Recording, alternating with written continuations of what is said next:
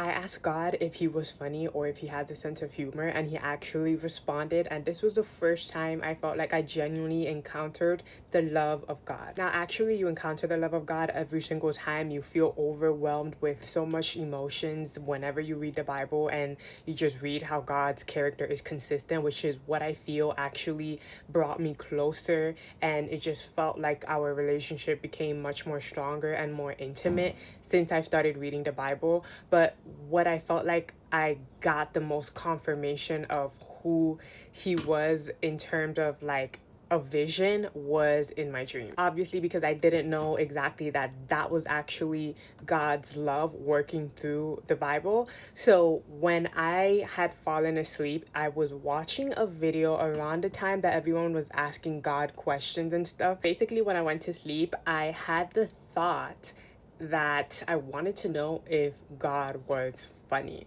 So I went to sleep and I had this dream in where I was sitting in a very long table, and it looked like I was inside of some kind of church, but I'm not really sure if it was a church. It felt more like an ancient kind of castle, or like something of regal royalty, something like that.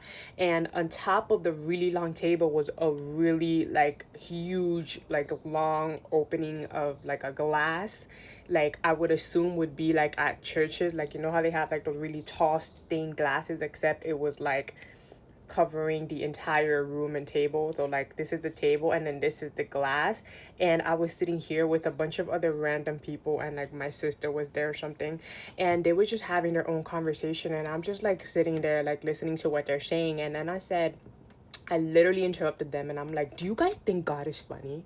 And everybody just went silent, and I have no idea where the question even came from, but I was literally like, do you guys think God is funny? And nobody answered. They just looked at each other, and then out of nowhere I see the sun.